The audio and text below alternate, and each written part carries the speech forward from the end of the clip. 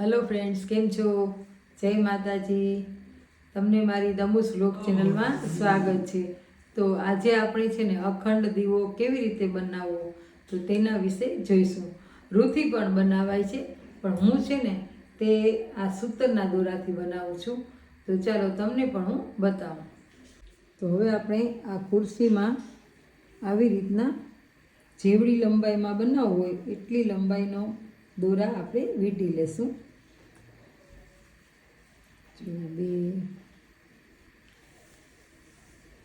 4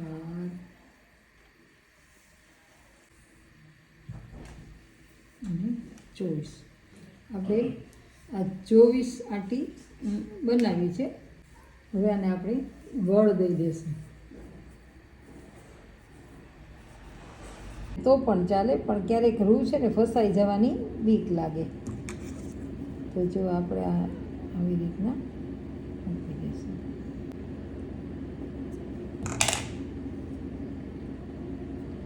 આ દીવો હું નવરાત્રિમાં કરું છું તો 9-10 દિવસ સુધી કંઈ થતું નથી, અને સામે પછી આટલી વાઇટ વધે. હવે આપણે એને આમાં રાખી દઈશું.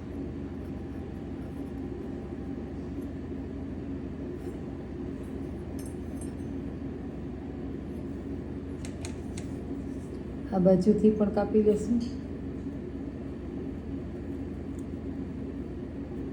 અને આ બાજુથી પણ કાપી લઈશું. તો જો આપણે કાતરથી કાપી લીધો છે. હવે આપણે એને અહીંયા નીચે ઉતારી દઈશું આવી રીતે. બરાબર, એને આમ ગોઠવી દઈશું. હવે જ્યારે આપણે ઘી પૂરી દઈએ અથવા તેલ પૂરો કે ઘી પૂરો, ત્યારે આખું ભરી દેવાનું છે. અને આની સાઈઝ છે એ તમે નાના મોટી આવી રીતના કરી શકો. જો ઊંચું કરશો તો મોટું થશે.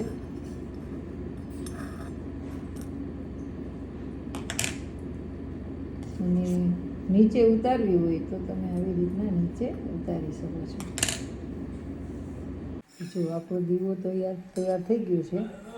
હવે આ દીવાને છે ને તમે આવી રીતના ઊંચો પણ કરી શકો અને આમ નીચો પણ કરી શકો. પણ તેલ હોય એટલે એકદમ સરસ થઈ ગયો હોય એટલે ત્યારે ઊંચો નીચો છે. તેલ નાખ્યું હોય કે ઘી નાખ્યું હોય ત્યારે એકદમ આ જે દોરા છે એ સરસ થઈ ગયા હોય એટલે તમે સહેલાઈથી કરી શકો. અને જો ઊંચું કરવાનું હોય તો તમે નીચેથી પણ આવી રીતના ધક્કો મારી શકો. અને ઉપર જો તમારે મોગરો થઈ જાય તો તેનું તમે આવી રીતના કટિંગ કરી લેવાનું, જે કાળો મોગરો થઈ જાય તો આવી રીતે અખંડ દીવો છે ને એ નવરાત્રિમાં તમે રાખશો ને તો 9 દિવસ આવી રીતના સરસ મજાનો રહેશે. એક કે બસ મોગરો અહીંયા થઈ ગયો હોય કાળા કાળા તો એ કાઢી રાખવાનો અને દીવાને જરા ઊંચો લેતું જવાનું. તો આ છે અખંડ દીવો કરવાની રીત. તો જો આપને આ વિડીયો પસંદ પડ્યો હોય ને તો વિડીયોને લાઇક, શેર અને સબસ્ક્રાઈબ કરી દેજો. અને દીવો થઈ જાય એટલે આપણે ઢાંકણ તો ઢાંકી જ દઈએ. તો જય માતાજી.